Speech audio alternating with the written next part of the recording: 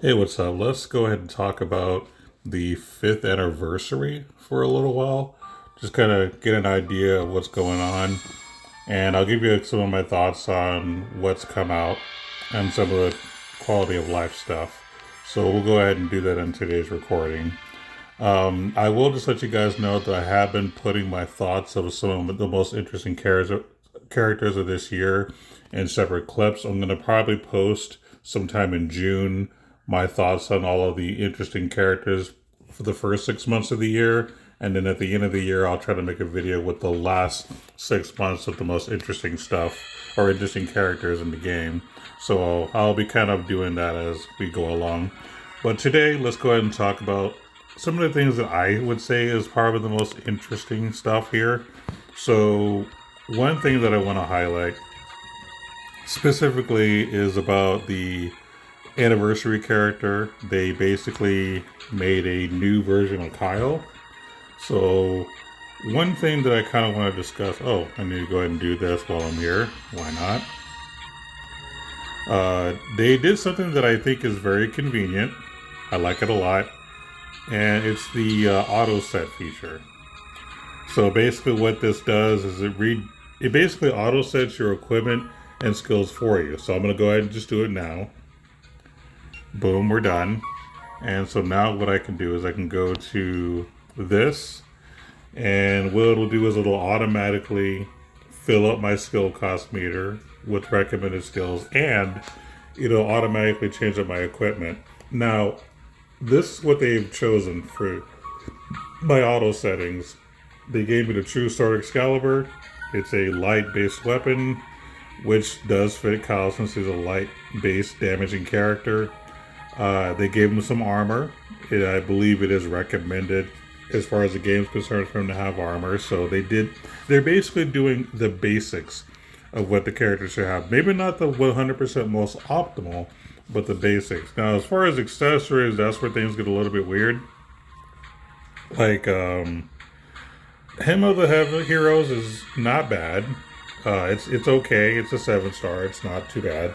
And then they also gave him a palm calculameter, which is basically an accessory that is good for characters specifically that equip machines, which he does not. So that's a little off, which is why I was saying it's not 100% optimized for him. But they gave you something that is of decent value, I guess is the point. Now, as far as skills, let's just go ahead and do some sorting here, or filtering, for just skills that they've given me. So as far as magic, they didn't give him any extra magic because he's not a spellcaster. So at least I used some logic there. And in here, they basically give you some basic physical DPS stuff. So they gave you some attack up. So attack up 4 they gave me. They gave me light attack raise, which makes sense. He's a light damage dealing character. They gave me Pirate's Feast, which I think is smart, especially in a PvE setting. You definitely want Pirate's Feast to kind of get your SAT on multiple ways, so that's pretty smart. Holy Aura, debatable how good that is, but basically it increases the attack of the weapon you're using. Okay, but I wouldn't recommend it personally. Two-handed sword, again, good for a single wielding character. Two-handed sword boost makes sense. Sword boost, sword high boost makes sense. They actually even gave us some SCT stuff, skill charges 1, 2, and 3, along with quick trigger. I find that interesting, and I don't think it's bad at all. I think it's perfectly fine. I just find it interesting that the game decided to say, not only do we want you to get some damage, but we want you to get some SCT. So I think that's pretty cool, pretty smart. Sharp Eyes, which I would say for characters that are beginners or mid-game players, I would say is good. For your late game, end game, in a PvE setting, I don't think Sharp Eyes is necessary. I mean, ideally, you should know how to build for maximum damage without the use of Sharp Eyes. So this is probably something I would say is unnecessary. They gave me Giant Killing. Now, I don't know if they're going to do this for all physical damage characters, but for Kyle it makes sense because he is kind of a boss slayer. So it does kind of fit him. They gave him Lunar Zodiac Power Attack, which is it's a paid arc, if I'm not mistaken, not from one of the first New Year's thing that we ever had.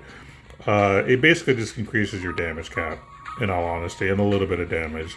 I'd say it's okay. In a PvE setting, I think that's good. And that's basically what it chose. So overall, I think that it is a good idea in theory, because what this essentially does is saves you time by giving you a start. And then at this point, you can make adjustments as you see fit. So I think that this is definitely a good idea, a good way to start. So yeah, this is a good quality of life. It's a good, and then all you have to do is just turn off things you don't want and add a few things that you do. It is a good time saver, which is the most important thing. Same with your equipment. With the equipment, it'll give you stuff that are decent, but if you find some accessories that are just better optimized for him, then you can make the swaps as needed. So again, it's interesting. If nothing else, it saves time. Speaking of saving time, they did one other thing that I appreciate. I'm not going to be able to show it to you here because it's already done. But when you go to this menu, if you look at the bottom right of the screen, there's a tab that's blacked out called Unlock All. So now, once you've enhanced your character as far as you can enhance them, hit Unlock All, and it'll literally unlock all the ability nodes for you. Now, assuming that you have all of the necessary items to do the unlocking.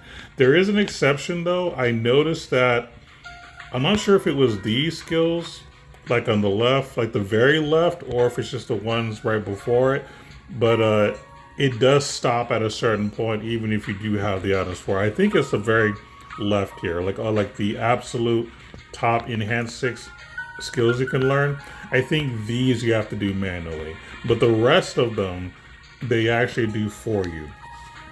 That saves so much time. This is a huge quality of life that we've honestly needed for years. Like, because a lot of times when I get a new character, the first thing I do is enhance them as much as I can, and then I start learning stuff. Because honestly, that's the best way to build your characters, to see if a character is good or not, is their ability board. That's like the number one thing.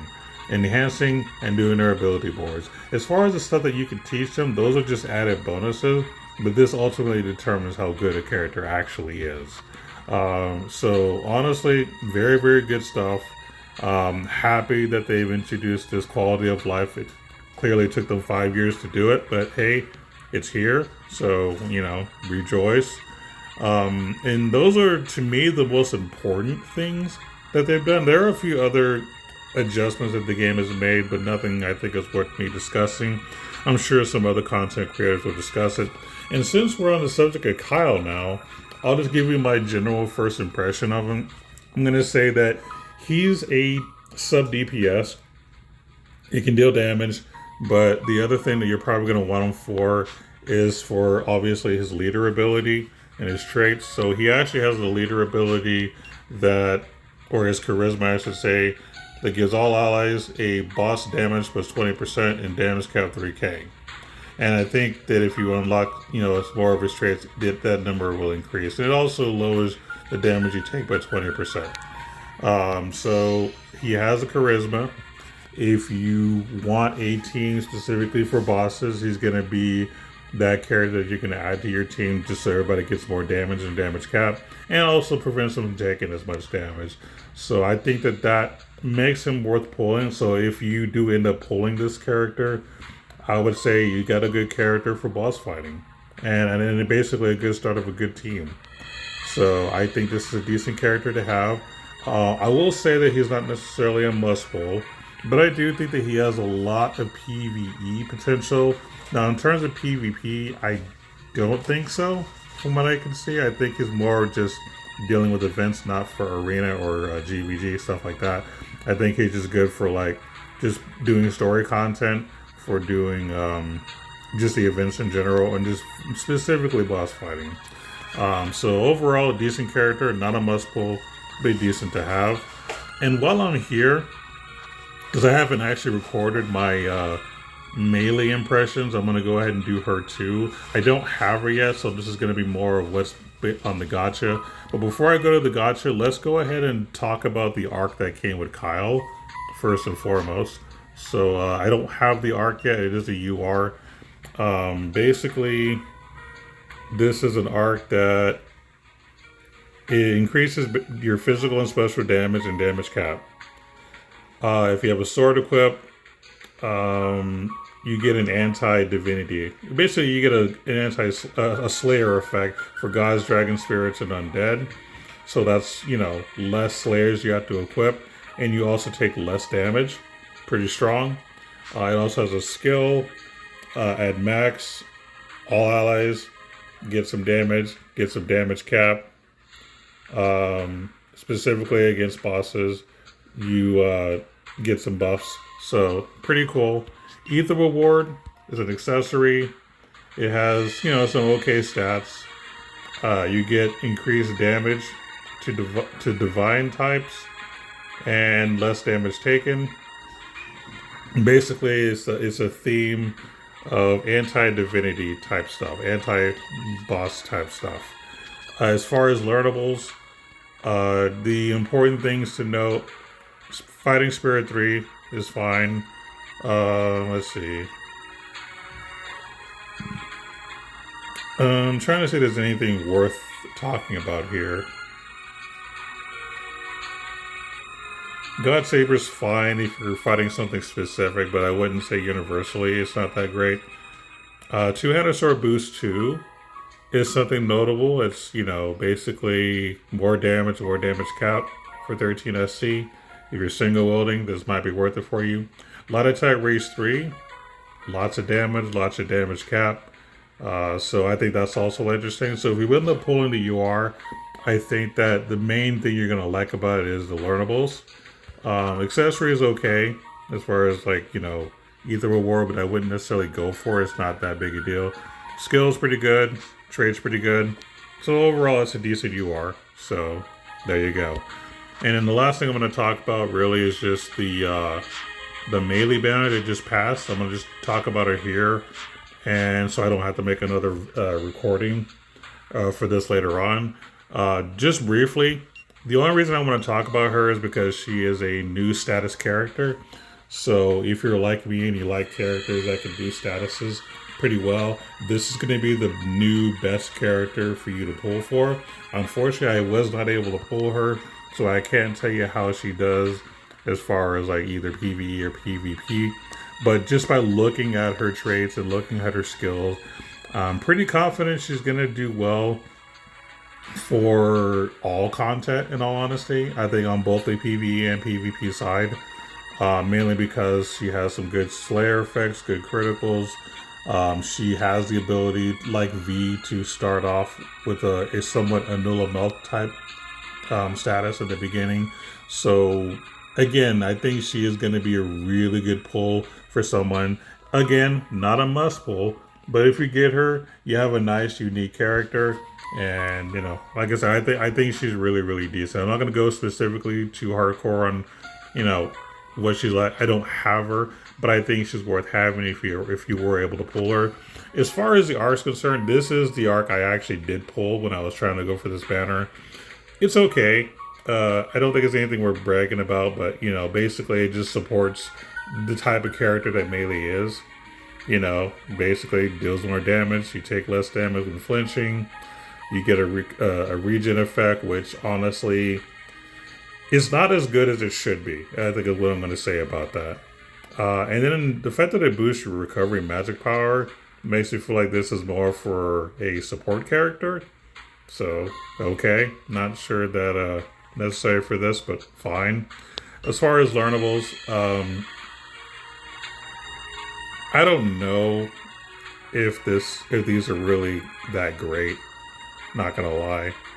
I would say Magic Weak Point Shield might be the most interesting thing, but I would say unnecessary. As far as Ether Reward, again, nothing to brag about. It's an SSR, so SSR, Ether Rewards typically suck nowadays, so this is kind of one of those things that you're not really getting anything extra special. You're getting about resistance to illness is probably the best thing I could talk about here, but that's ultimately it. Everything else is whatever. But melee is definitely a good unit to pull for if you're interested. As a matter of fact, since we're here, let's see if I can't pull melee. I have some crystals to blow, so let's go ahead and do that before I end the video.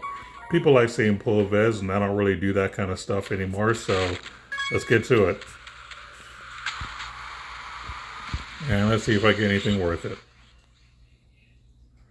Alright, so the first one's a no. Oh, by the way, you can now skip the animation of the actual pulling of the orbs. Usually you have to sit through all of it, but now you don't have to. So I'm assuming that's another quality of life thing that they've added.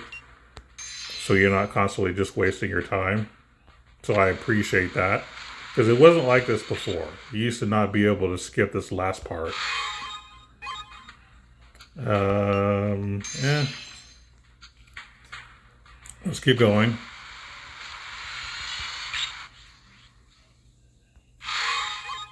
Okay, so I got another one of that same arc, it seems, which is not what I want. My last 10 pull. Let's see, this is it. Nothing. Well, that's the gacha life, boys. This is just what it is. You are not guaranteed to get what you want, and that's the case here. So, I mean, I can at least say that I made a strong attempt to get the character, but it didn't happen. But yeah, that's pretty much it for today's update. I just kind of wanted to briefly talk about some of the improvements during the anniversary and the, a couple of characters that just recently came out. We're going to get that out of the way. So I do appreciate you taking out the time to watch this video. And until next time, keep gaming and have fun, y'all. Later.